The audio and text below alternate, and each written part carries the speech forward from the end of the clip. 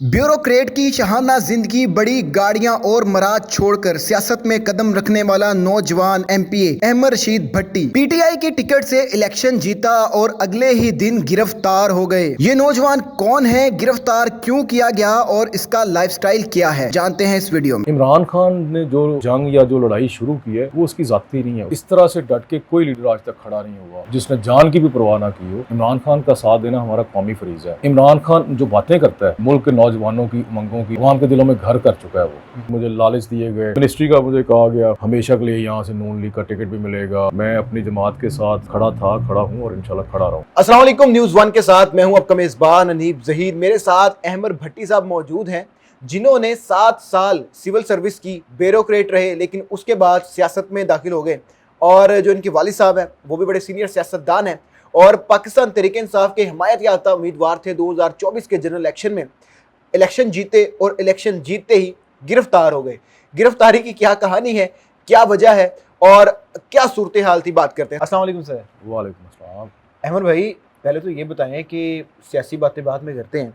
पाकिस्तान के अंदर समझा जाता है सीएसएस करके ज़िंदगी कामयाब हो जाती है, आप ब्यूरोक्रेट बन जाते हैं, ज़िंदगी कामयाब हो जाती है। आपने 7 साल ब्यूरोक्रेसी की है, उसके बाद छोड़ दी, क्या वजह थी? सियासत में आना चाहते थे, सियासत से लगाव था, ब्यूरोक्रेसी में मज़ा नहीं आ रहा था, क्या वजह थी?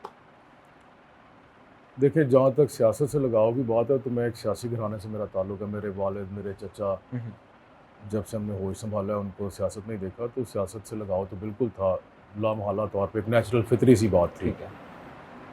लेकिन जब सर्विस छोड़ी उस वक्त कोई सियासत में आने का ज़हन नहीं था। ठीक है। सर्विस तो इस वजह से छोड़ी थी चूँकि सर्विस में मुझे कोई ऐसे ख़ास मौजूद हालात नज़र नहीं आ रहे थे जिनमें रह के कोई अवाम की बेहतरी के लिए काम किया जा सकता हो। तो उसकी बड़ी वजह ये थी, ब्यूरोक्रेसी समझी जाती है अवाम की खिदमत के लिए, तो कोई ऐसा मौका नहीं मिला अवाम की खिदमत करने का ब्यूरोक्रेसी? नहीं, मेरा नहीं ख्याल ब्यूरोक्रेसी अवाम की खिदमत के लिए है। ब्यूरोक्रेसी चूँकि मेरी राय के मुताबिक एक सिस्टम डिज़ाइन ही एक्सट्रैक्ट करने के लिए और एक्सप्लॉइट करने के लिए किया गया था अंग्रेज़ों ने। ठीक है। तो वो कैसे सर्व कर सकता है, कैसे डिलीवर कर सकता है अवाम को? ठीक है। नामुमकिन सी बात है, उससे ये तवक्को लगाना भी। ठीक है।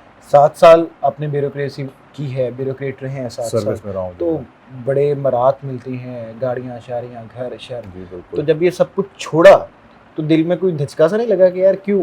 नहीं, एक लम्हे के लिए भी, आज के दिन तक मुझे कभी कोई मलाल नहीं ऐसा हुआ कि मैंने सर्विस क्यों छोड़ी। बल्कि मैं समझता हूँ मैं बड़ा मुतमईन था सर्विस छोड़ने के बाद और आज तक अल्हम्दुलिल्लाह हूँ। ठीक है। क्योंकि देखिए, इंसान को ज़िंदगी एक ही मरतबा मिलती है और इसमें कोशिश करनी चाहिए इंसान वही करे जो करके उसको इत्मीनान हासिल हो। ठीक है। तो जब तक मैं सर्विस में रहा, 4-6 महीने के बाद ही मुझे वो सर्विस से मुझे एहसास हो गया था बड़ी शिद्दत से कि मैं ये काम नहीं कर सकता ज़्यादा देर तक। अच्छा। तो मैंने पहले रिज़ाइन किया, वो एक्सेप्ट नहीं हुआ, फिर 6-7 साल लग गए दोबारा सर्विस में रह के रिज़ाइन करने पे मुझे। जब रिज़ाइन किया तो उसके बाद एक दिन भी नहीं मैंने सोचा कि मैंने ये क्या किया है, कोई गलत काम नौजवान तो तो आज के दौर में भी भाग भाग के सीएसएस की तरफ जाते हैं, सीएसएस करते हैं, तो क्या उनके जहन में, आप क्या समझते हैं, क्योंकि आप तो ब्यूरोक्रेट के साथ बैठे हैं, उठे हैं, तो क्या उनके जहन में अवाम की खिदमत का ही ख्याल होता है या फिर वो सिर्फ अपने लिए आते हैं ब्यूरोक्रेसी में? देखें, ये डिपेंड करता है उनकी अपने मोटिव्स क्या हैं। मैं किसी के बारे में तो अपनी राय नहीं दे सकता, लेकिन कम से कम अपने बारे में बता सकता हूँ। हम चूँकि देहाती बैकग्राउंड है तो मैंने ये देखा है कि अक्सर जो देहाती बैकग्राउंड के लोग हैं उनकी सोच ही यहाँ तक महदूद होती है। जब कोई लड़का जवान होता है तो वो कहते हैं जी नौकरी करो, फौरी तौर पे नौकरी ढूंढो, जबकि बड़ी गलत सोच है ये। हमारे यहाँ ये सोच कभी पनप ही नहीं सकी कि नौकरी के अलावा भी इंसान कुछ कर सकता है, पढ़ लिख के कारोबार कर सकता है, सोशल सर्विस कर सकता है। मुख्तलिफ तरीके एवेन्यूज़ हैं, चैनल्स हैं जिनके ज़रिए आप अपनी ज़िंदगी में कुछ कर सकते हैं। मैं समझता हूँ नौकरी कोई इतनी अच्छी ऑप्शन नहीं है किसी भी एक नौजवान के लिए। हाँ, ये बदबख्ती है हमारे मुल्क की कि जितने काबिल इंटेलिजेंट लोग होते हैं वो सर्विस में आ जाते हैं, सिविल सर्विस में। ठीक है। तो मेरे ख्याल से ये एक तरह का ब्रेन ड्रेन है। अच्छा।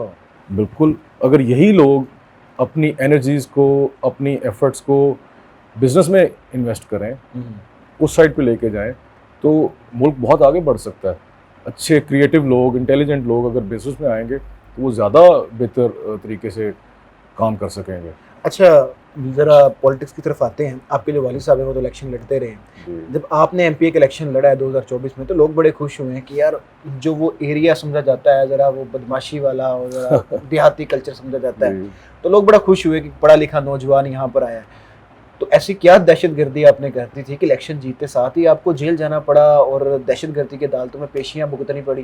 دیکھیے پہلے تو میں آپ کا یہ تاثر ظاہر کرنا چاہوں گا, کوئی وہ علاقہ بدماشوں کا نہیں ہے. اچھا, اچھے سلجھے شریف لوگوں کا علاقہ ہے, ٹھیک ہے.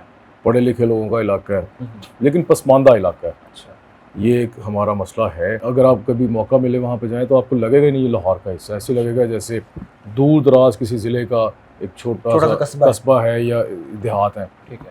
چونکہ نہ تو کوئی صفائی کا نظام ہے وہاں پہ, نہ کوئی پینے کا صاف پانی ہے, نہ سڑکیں بنی ہوئی ہیں ٹوٹ پھوٹ, نہ ہسپتال ہیں, نہ اسکولوں کی کوئی اچھی عمارتیں ہیں, نہ اسکولوں میں کوئی سہولیات ہیں.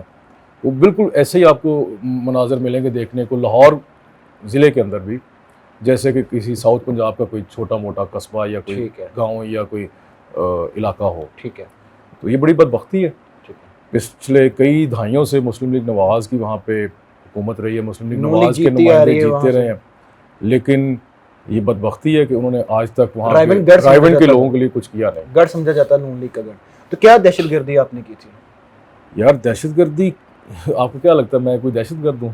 سر دہشت گردی میں نے کیا کرنی تھی؟ بس یہی بات ہے کہ ملنے سے تو آپ کو لگ رہا ہے یہ بدقسمتی ہے ہمارے ملک کی کہ یہاں پہ جو گورنمنٹ بنی مینڈیٹ چوری کر کے, انہوں نے پبلک کے مینڈیٹ کو تسلیم نہیں کیا. اب اس میں میرا تو کوئی قصور نہیں. اگر رائیونڈ کے لوگوں نے اپنی رائے کا اظہار کر کے مجھے ووٹ دیا اور اپنی ترجمانی کرنے کے لیے مجھے ایوان میں بھیجا, تو ان کو کوئی بہتر لگا ہوگا تو میرا انتخاب کیا انہوں نے. کوئی ایسی چیز یا کوئی ایسی کردار یا کوئی ایسے معاملات ان کو نظر آئے ہوں گے کہ یہ بہتر طریقے سے باقی امیدواروں کی نسبت ہماری نمائندگی کر سکتا ہے, تو مجھے انہوں نے منتخب کیا. تو میرے خیال سے حکومت وقت کو اس بات کو تسلیم کرنا چاہیے تھا کہ ٹھیک ہے, عوام نے اپنی رائے کا اظہار کر کے ایک نمائندے کو ووٹ ڈال کے منتخب کر کے اسمبلی میں بھیج دیا, تو اس کا احترام ہونا چاہیے تھا. جبکہ حقیقت میں اس کے برعکس ہوا. انہوں نے بھرپور کوشش کی عوام کا مینڈیٹ چوری کرنے کی, اس حلقے سے بھی مجھے ورگلانے کی کوشش کی, مجھے لالچ دیے گئے. کیا لالچ دیے گئے؟ یہی جو ہوتے ہیں سیاستدانوں کے لیے کہ آپ کو نہیں پیسے کا لالچ نہ کبھی کسی نے دیا, نہ میں ایسے کوئی غلط بیانی کروں گا. منسٹری کا مجھے کہا گیا, مجھے یہ بھی یقین دہانی کرانے کی کوشش کی گئی کہ آپ کو ہمیشہ کے لیے یہاں سے نون لیگ کا ٹکٹ بھی ملے گا, منسٹری بھی آپ کو دے دیں گے, آپ کے کام بھی ہوں گے, حلقے کی ڈیولپمنٹ بھی ہوگی, اس طرح کے جو ہوتے ہیں. ٹھیک ہے. تو یہ ساری بڑی ٹرانزیشنل سی چیزیں ہیں, یہ کوئی دیر پا چیزیں نہیں ہیں. اگر آپ 5 سال کے لیے وزیر بن بھی جائیں تو کیا حاصل کر لیں گے اگر عزت نہیں ہے تو. ٹھیک ہے. میرے خیال سے آپ کو ہمیشہ دور اندیشی سے کام لینا چاہیے, آنے والے وقت کو مد نظر رکھ کے فیصلے کرنے چاہیے. اور جو آپ کو میرا یہ فیصلہ, میں سمجھتا ہوں اللہ تعالیٰ نے میرا یہ فیصلہ درست ثابت کیا. میں اپنی جماعت کے ساتھ کھڑا ہوں اور انشاءاللہ کھڑا رہوں گا. ساری جو آفرز آپ کو کی گئی ہیں یہ آپ کو گرفتاری کے دوران کی گئی یا آپ کو الیکشن کی رات ہی کر دی گئی؟ کیونکہ بہت سے کینڈیڈیٹ یہ شکایت کرتے نظر آئے ہیں کہ جب ساری کاؤنٹنگ وغیرہ چل رہی تھی اسی دوران ہمیں کالز بھی آئی ہیں, ہمیں کہا بھی گیا. تو آپ کو الیکشن کی رات ہی کہا گیا؟ دیکھیں الیکشن کے دن تو ویسی موبائل سروسز آف تھیں, تو اس وقت تو رابطے ہو ہی نہیں سکتے تھے کسی سے. اور مجھے الیکشن سے پہلے آفرز ہوتی رہی ہیں. ٹھیک ہے. دوران الیکشن کیمپین جب الیکشن شروع ہوا, کاغذات نامزدگی وغیرہ جمع ہوئے, تب مجھے اپروچ کیا گیا. 2-3 مختلف ذرائع سے مجھے آفرز ہوئیں. اس کے بعد پھر جب میں الیکشن جیت گیا ہوں تو جس دن میں گرفتار ہوتا ہوں اس گرفتاری کی رات بھی مجھے آفر ہوئی. ٹھیک ہے. کافی دیر تک ہماری بات چلتی رہی, لیکن میں بار بار یہی کہتا رہا کہ مجھے جو آفرز آپ کر رہے ہیں میں بالکل بھی ان میں انٹرسٹڈ نہیں ہوں. مجھے اللہ تعالیٰ نے عزت سے نوازا ہے تو میں ذلت کا سودا نہیں کرنا چاہتا, اور میں اپنے حلقے کے عوام کا جو انہوں نے اعتماد مجھ پہ کیا وہ بھی نہیں توڑنا چاہتا تھا. تو میرا خیال ہے کہ میرا اللہ کا شکر ہے, اللہ نے مجھے ثابت قدم رکھا اور میرا فیصلہ درست ثابت ہوا. کیا کیسز ڈالے گئے تھے آپ نے؟ کیونکہ جس طریقے سے آپ کے 9 مئی کا ایک بڑا مشہور زمانہ کیس ہے 96/23. ٹھیک ہے. کینٹ ڈوین میں سرور روڈ تھانے کا وہ پرچہ, اس میں مجھے نامزد کیا گیا تھا. اچھا, تو جس طریقے سے آپ کے چہرے کے اوپر ایک وہ کالا کپڑا ڈال کے لاتے ہیں کہ جیسے کسی دہشت گرد کو لایا جاتا ہے, بڑا تضحیک امیز وہ سارا معاملہ تھا. تو گھر والوں کو نہیں ہوا کہ یار ہمارے بیٹے کے ساتھ ایسے کیا جا رہا ہے؟ انہوں نے کوئی بات کرنے کی کوشش کی ہو, کوئی ایموشنل واقعہ ہوا ہو, یا پھر وہ بھی ڈٹے؟ یار دیکھیں, یہ تو انتہائی زیادتی والا کام ہے, انتہائی غلط حرکت ہے. مجھے کپڑا نہیں ڈالا گیا تھا, میرے چہرے پہ شاپنگ بیگ ڈالا گیا تھا اور اس کو پکڑ کے سفوکیٹ کرنے کی بھی پھر کوشش کی گئی. خیر یہ ان کے پریشر ٹیکٹکس ہوتے ہیں پولیس کے, تو اس سے فرق نہیں پڑتا زیادہ. میرا نہیں خیال مجھے اس سے کوئی زیادہ فرق پڑا ہو, لیکن ہاں دیکھنے والوں کو ضرور اس سے تکلیف ہوئی. فیملی کو بھی لازمی بات ہے تکلیف ہوئی ہوگی, اور جو پوری دنیا سے لوگوں نے اس پہ جو احتجاج کیا, شور و ہوگا کیا کہ یہ زیادتی ہو رہی ہے, ظلم ہو رہا ہے, تو وہ بالکل جائز بات تھی. کسی کے بھی جو انسانی حقوق ہیں وہ مجروح نہیں کیے جانے چاہیے. سر اتنا برڈن آپ پہ ڈالا گیا, تو جو عمران خان سے آپ کی وابستگی ہے وہ سیاسی ہے یا محبت ہے؟ یار دیکھیں, بات یہ ہے کہ سیاسی جماعت میں انسان اپنے سیاسی مقاصد اور سیاسی جو اس کی امنگیں ہیں ان کے لیے جاتا ہے, لیکن عمران خان کے ساتھ اور تحریک انصاف کے ساتھ وابستگی اس وقت لوگوں کی سیاست سے آگے نکل چکی ہے. چونکہ اس وقت مسئلہ عمران خان کی ذات کا یا تحریک انصاف کا نہیں رہ گیا, اب بات ہے اس ملک اور اس قوم کی بقا کی. ٹھیک ہے, تو میں سمجھتا ہوں اس وقت عمران خان کا ساتھ دینا ہمارا قومی فریضہ ہے. اس کو محبت کہہ لیں, اس کو عشق کہہ لیں, اس کو جنون کہہ لیں, اس کو وطن کے ساتھ لگاؤ, محبت, جنون اور عشق کہہ لیں, اس قوم کے ساتھ, اپنی مٹی کے ساتھ. چونکہ عمران خان جو باتیں کرتا ہے وہ عکاسی کرتے ہیں اس ملک کے نوجوانوں کی امنگوں کی, اور کسی لیڈر نے آج تک نہ یہ باتیں کی ہیں نہ ہی وہ کام کیے ہیں جو حقیقی طور پہ حقیقی معنوں میں عوام کی امنگوں کی ترجمانی کرتے ہوں. تو اس لیے عوام کے دلوں میں بیٹھ گیا ہے, وہ عوام کے دلوں میں گھر کر چکا ہے, وہ اس کو عوام کے دلوں سے نہیں آپ نکال سکتے. اتنے مہینے ہو گئے خان صاحب کو جیل کے اندر, کیا لگتا ہے کہ خان صاحب ابھی بھی ڈٹے رہیں گے یا کچھ ڈیل شیل ہو سکتی ہے؟ سننے میں آ رہا ہے ملاقاتیں. میں سمجھتا ہوں اب یہ سوال بھی نہیں لوگوں کو کرنا چاہیے. اس طرح سے ڈٹ کے کوئی لیڈر آج تک کھڑا نہیں ہوا, اتنی ہمت, دلیری اور جرت کے ساتھ اپنا سب کچھ قربان کرنے کے لیے جو تیار ہو, جس نے جان کی بھی پرواہ نہ کی ہو. میں نہیں سمجھتا ہماری ریسنٹ ہسٹری میں کوئی ایسا لیڈر آیا ہے. تو وہ ایک مرد مومن ہے, مرد مجاہد ہے, وہ جہاں پہ اپنی بات پہ قائم ہے انشاءاللہ قائم رہے گا. نون لیگ آج کل ہلکی ہلکی آفریں کروا رہی ہے کہ آئیں بیٹھیں ملاقات کریں مذاکرات کریں. کیا لگتا ہے کہ جو یہ ساری رنجشیں ہیں ان کو بھلا کر ساتھ بیٹھنا چاہیے, ملک و قوم کی بقا کے لیے نہیں بیٹھنا چاہیے؟ دیکھیں, سیاسی عمل جو وہ جاری رہنا چاہیے, سیاسی عمل کو رکنا نہیں چاہیے. سیاست نام ہی مفاہمت کا ہے, لیکن اس کے ساتھ ساتھ اپنے بنیادی پرنسپلز جو ہیں, بنیادی جو آپ کی فکر ہے, سوچ ہے, سمجھ ہے, اس سے بھی نہیں ہٹنا چاہیے. ہاں تھوڑے بہت عارضی طور پہ اگر آپ کو کسی جگہ پہ وسیع تر مفاد میں ملک کے چھوٹے موٹے کمپرومائزز کرنا پڑے تو وہ کر لینا چاہیے, اس میں حرج نہیں ہے. یہی اسی چیز کا نام سیاست ہے, لیکن آپ کے بنیادی جو اصول ہیں وہ کمپرومائز نہیں ہونے چاہیے. سر ابھی بھی پولیس آپ کو ڈھونڈتی پھر رہی ہے. ایک ویڈیو سامنے آتی ہے جس کے اندر ایک پولیس آپ کو گئی ہے ضمنی الیکشن میں ڈھونڈنے کے لیے, آپ کے والد صاحب آ کے ڈٹ کے کھڑے ہو گئے ہیں. اب کیا مسئلہ ہے, اب کیوں آپ کے پیچھے ہے؟ یار بس اسی وجہ سے خائف تھے, چونکہ ان دنوں میں ہم ضمنی الیکشن کی کیمپین کر رہے تھے, تو حکومت کو یہی خدشہ تھا کہ اگر یہ کیمپین کریں گے تو ہمارا ہو سکتا ہے ہم ہار جائیں وہاں سے, اور کافی کبھی امکانات بھی تھے ان کے ہارنے کے, جس طرح سے ہماری ایکٹیولی کیمپین چل رہی تھی الحمدللہ. لیکن ظاہری بات ہے ضمنی الیکشن تھا, اس میں حکومت نے جو کیا آپ کے سامنے, انہوں نے سارے حربے استعمال کر کے پاکستان تحریک انصاف کو سارے حلقوں سے ہرایا. اس میں سمجھتا ہوں اتنا قصور ووٹر کا نہیں ہے, کسی حد تک ووٹر کا بھی ہے, چونکہ مجھے لگتا ہے, یہ میری ذاتی رائے ہے, کسی حد تک مجھے لگتا ہے کہ ہمارا ووٹر اس طرح سے نہیں نکلا اس دفعہ جس طرح سے 8 فروری کو نکلا. مایوسی تھی بالکل, مجھے لگتا ہے کچھ حلقوں میں مایوسی پائی گئی ہے, جس کے باعث ہمارا ووٹر ٹرن آؤٹ اتنا اسٹرانگ نہیں تھا اس دفعہ.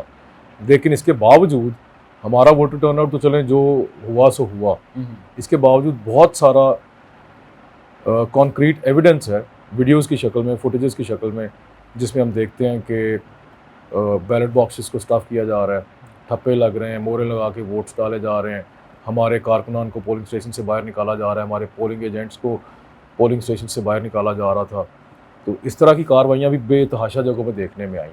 سر میرا آخری سوال یہ ہے, ابھی بڑی مشکلات آپ نے برداشت کر لی ہیں, ہو سکتا ہے آگے بھی مشکلات آئیں. وزیر اعلیٰ پنجاب مریم نواز ہیں, جی انہی کے گڑھ سے آپ جیتے ہیں, جی. آگے بھی مشکلات آ سکتی ہیں, ڈٹے رہیں گے عمران خان کے؟ یار پہلی بات تو یہ ہے کہ یہ تاثر بھی میں ظاہر کرنا چاہوں گا, یہ نون لیگ کا گڑھ نہیں ہے. اچھا. دیکھیں اگر نون لیگ کا گڑھ ہوتا تو تحریک انصاف کا بندہ وہاں سے نہ جیتتا. تو پہلی بات تو یہ ہے کہ اکثر صحافی یہ بات کرتے رہتے ہیں کہ یہ نون لیگ کا گڑھ ہے. میں سمجھتا ہوں یہ نون لیگ کا دعویٰ ضرور ہے, اچھا لیکن حقیقت اس کے برعکس ہے, ٹھیک ہے, چونکہ ہم وہاں سے الحمدللہ تیسری دفعہ جیتے ہیں. ٹھیک ہے. تو اگر نون لیگ کا گڑھ ہوتا تو نون لیگ ہی جیتی. جیسے لاڑکانہ کو آپ پیپلز پارٹی کا گڑھ کہہ سکتے ہیں, لیکن رائیونڈ کو آپ نون لیگ کا گڑھ نہیں کہہ سکتے. ٹھیک ہے. یہ ثابت شدہ چیز ہے. ٹھیک ہے. تو دوسری بات یہ ہے کہ ڈٹ کے کھڑے رہنے کی جو سوال ہے, دیکھیں جیسے کہ میں پہلے بھی بتا چکا ہوں کہ مجھے آفرز ہوتی رہی ہیں, آئندہ بھی ہوتی رہیں گی, اس سے فرق کوئی نہیں پڑتا. جب آپ یہاں سے مینٹلی کلیئر ہوں, آپ کا اللہ تعالیٰ پہ اعتقاد مضبوط ہو, لیکن آپ کو انسان کو وہی ملتا ہے جو اس کے نصیب میں ہے. کوئی قیمت ہے احمر بھٹی کی؟ پیار ہی ہے, پیار کی قیمت ہے. پیار ہی ہے. احمر بھٹی صاحب ہمارے ساتھ موجود تھے, آپ نے ان کی گفتگو سنی کہ کس طریقے سے ان کو مشکلات کا سامنا کرنا پڑا, پھر بھی پاکستان تحریک انصاف کے ساتھ ڈٹ کے کھڑے ہوئے ہیں. ہم تو یہ دعا کر سکتے ہیں کہ جو بھی جماعت پاکستان کی حکومت میں آتی ہے, پاکستان کی حکمرانی جس جماعت کو بھی ملتی ہے, پاکستان کے لیے بہتری ہو. اور اب یہ دور آ گیا ہے, اب یہ وقت آ گیا ہے کہ اپنی ذاتی جو مسئلے مسائل ہم سے ہٹ کے اس ملک پاکستان کا سوچنا چاہیے, اس ملک کے نوجوانوں کا سوچنا چاہیے. دیکھتے رہیے نیوز ون. اللہ حافظ.